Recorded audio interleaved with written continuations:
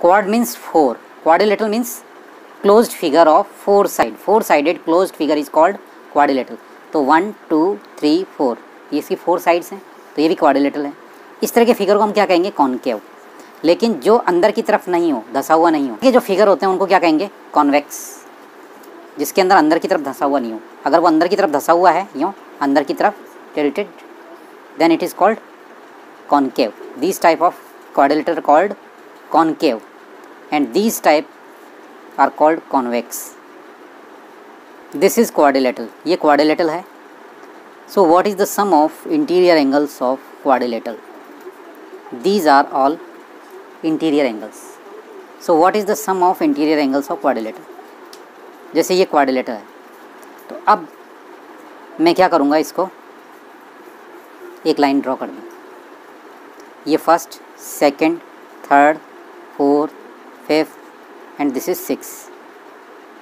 तो इन एंगल्स का सम कितना रहेगा? जैसे कि मैं पहले मान लेता हूँ ADB एक ट्राइंगल है, तो इसके तीनों एंगल्स का सम कितना रहेगा? What is the sum of 3 angles of ADB? 1 angle 2 plus angle 3 is equal to sum of interior angles of all triangles is equal to 180।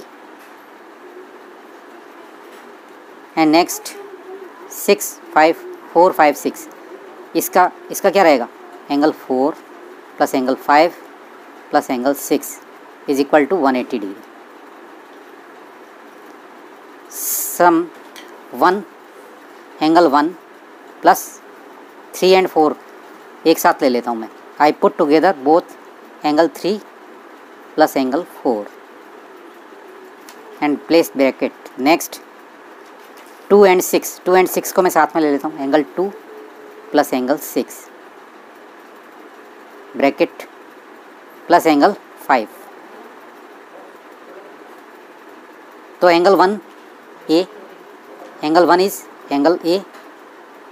2 plus 3 plus 4 is angle B plus 2 and 6 angle D and angle 5 is angle C.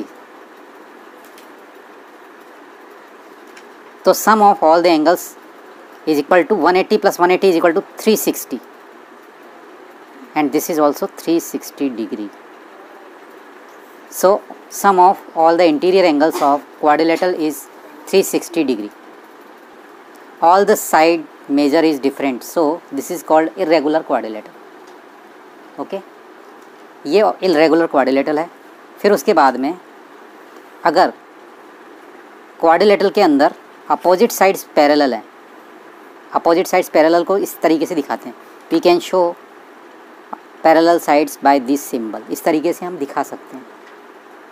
It means this line and this line is parallel such as ABCD। It means AB parallel to CD and AD parallel to BC. So this is a parallelogram. ठीक है। Next, if all sides opposite sides are parallel and each angle is 90 degree or only one angle also 90 degree, अगर एक angle भी 90 degree का है ABCD, ये मान लो कोई भी एंगल 90 डिग्री का और ये पैरेललोग्राम है, तो इसको हम क्या कहेंगे? इसको हमने क्या कहा था ABCD को? ये आपका पैरेललोग्राम है। इसको रेक्टेंगल कहेंगे, रेक्टेंगल होगा। लेकिन अगर उसकी सारी साइड्स इक्वल हैं और ये एंगल 90 डिग्री का है, इसमें क्या है? अपोजिट साइड्स इक्वल है ये, तो दिस इज कॉल्ड रेक्टेंगल। ये क्या कहलाएगा? Square. All sides are equal. Next, parallelogram से ही एक अलग चीज़ और जा रही है, उसको हम क्या कहेंगे? रोम्बस। ऑल साइड्स इक्वल हैं, ये, लेकिन एंगल 90 डिग्री का नहीं है, तो दिस इज़ कॉल्ड रोम्बस। ठीक है, this is called rhombus. Rhombus को पैरेललोग्राम कह सकते हैं। Rhombus is a parallelogram. ये पैरेललोग्राम की कैटेगरीज में आ गया रोम्बस। को पैरेललोग्राम ये कह सकते हैं पैरेललोग्राम, लेकिन रोम्बस को हम स्क्वायर या रेक्टेंगल नहीं कह सकते। ठीक है, हम स्क्वायर को रोम्बस कह सकते हैं। ये स्क्वायर है इसको हम रोम्बस कह सकते हैं। स्क्वायर को रोम्बस क्यों कह सकते हैं? क्योंकि इसकी शर्त क्या है, only all sides are equal. तो इसकी ऑल साइड्स इक्वल है, स्क्वायर की भी ऑल साइड्स इक्वल है, तो इसकी कर रहा है। लेकिन स्क्वायर में एक शर्त एक्स्ट्रा जो कि रोम्बस में नहीं है। वो एक्स्ट्रा शर्त क्या है? What is the extra condition in square? That is angles are 90 degree. If the one angles is 90 degree then all angles also 90 degree. Clear? So quadrilateral closed figure of 4 side. If opposite sides are parallel, then this is a parallelogram. If all sides the angle between them is 90 degree, then this is rectangle. And all sides equal and angle between is 90 degree, then this is called square. And this is called rhombus if all sides are equal. अगर सारी sides equal हैं और इसके angle की शर्त नहीं है, angle ज़रूरी नहीं है। पैरेललोग्राम के अंदर फिर दूसरी चीज़ क्या हो जाती है? अपोजिट साइड्स इक्वल होती हैं। ये और ये वाला एंगल और ये वाला एंगल, अपोजिट एंगल्स जो होते हैं वो इक्वल होते हैं। ये वाला एंगल और ये वाला एंगल इक्वल होगा। इसमें तो कोई शर्त है ही नहीं, क्योंकि सारे 90 डिग्री के, तो अपोजिट छोड़ करके सारे के सारे 90 डिग्री के हैं। अपोजिट तो हैं ही ऑल, लेकिन इसमें रोम्बस क्या है? पैरेललोग्राम है, इसमें एंगल्स की शर्त नहीं है 90 डिग्री, तो इसमें सिर्फ अपोजिट एंगल्स जो हैं वही 90 डिग्री के होंगे। तो ये तो हो गए एक तरीके से जो क्वाड्रिलेटरल पैरेललोग्राम की शर्त में आ जाते हैं। वो कौन सा हो गया पैरेललोग्राम? Rectangle, square, rhombus. इसके अंदर क्या होता है कि ये जैसे कि ये है, ये आपका क्या है? क्वाड्रिलेटरल है। क्वाड्रिलेटरल के अंदर इसको क्या कहते हैं? This is called, this line is called diagonal. तो इसके जो डायगोनल्स होते हैं इस तरीके से कट करते हैं, इस पॉइंट को हम ओ कहेंगे, डायगोनल। तो B D is a diagonal, A C is diagonal. इसमें जो कट करते हैं तो ये वाली ओ डी और ओ बी क्या रहेंगे? इक्वल रहेंगे। इसी तरीके से ए ओ और ओ सी भी इक्वल रहेंगे। जो डायगोनल जो होते हैं वो एक दूसरे को बाइसेक्ट करते हैं, लेकिन 90 डिग्री पे नहीं करते हैं पैरेललोग्राम में। ठीक है, इसी तरीके से रेक्टेंगल होता है। रेक्टेंगल के अंदर भी ये डायगोनल होता है।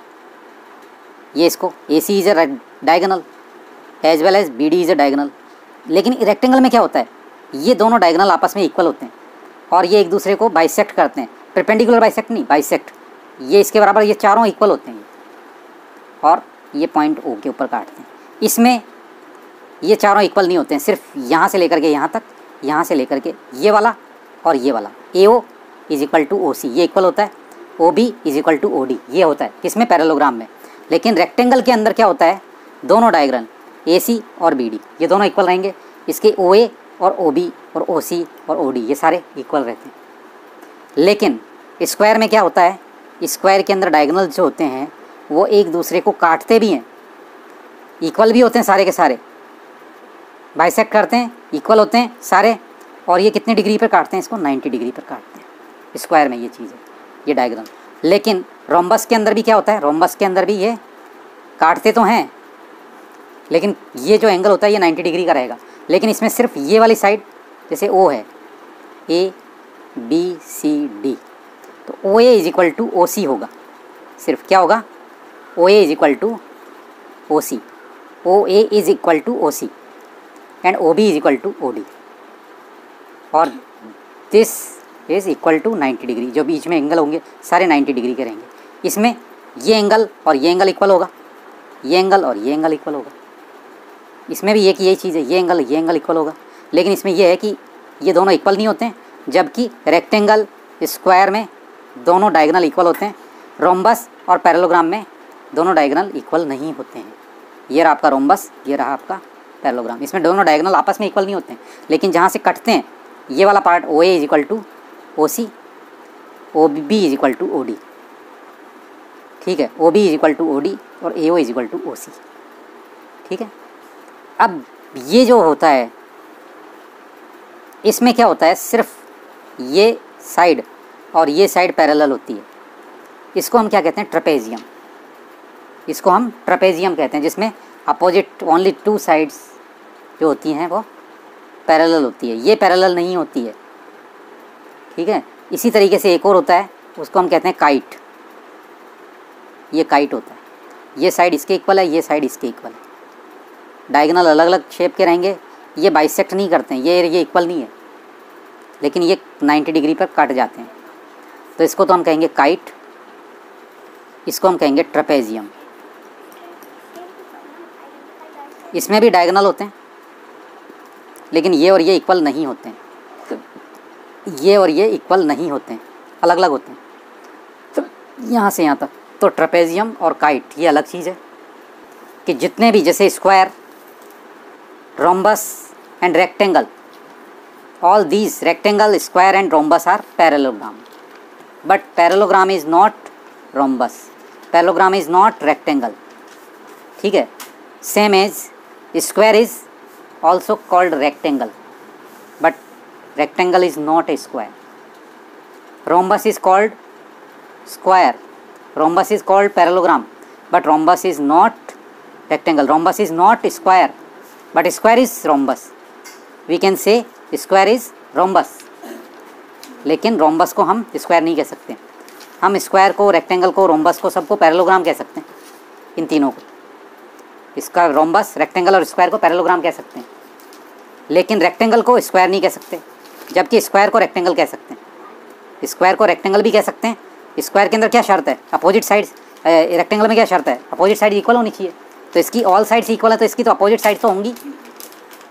रोम्बस के अंदर क्या शर्त है कि इसकी सारी साइड इक्वल होंगी, लेकिन ये एंगल 90 डिग्री का नहीं होगा, जो कि स्क्वायर के अंदर शर्त क्या है? 90 डिग्री होना जरूरी है, इसमें नहीं है।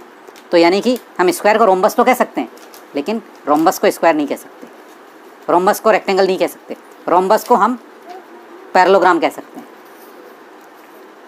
लेकिन पैरेललोग्राम को रोम्बस नहीं कह सकते। क्यों? क्योंकि रोम्बस में शर्त क्या है कि ऑल साइड्स इक्वल, लेकिन पैरेललोग्राम में सारी साइड्स इक्वल होना जरूरी नहीं है, ठीक है। रेक्टेंगल को हम पैरेललोग्राम कह सकते हैं, स्क्वायर को भी कह सकते हैं, इन तीनों को हम पैरेललोग्राम कह सकते हैं।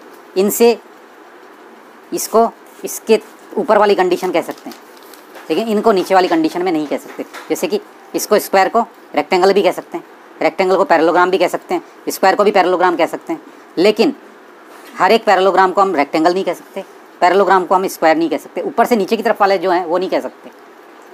नेक्स्ट है ट्रेपेजियम और काइट, ये अपन बाद में और पढ़ेंगे।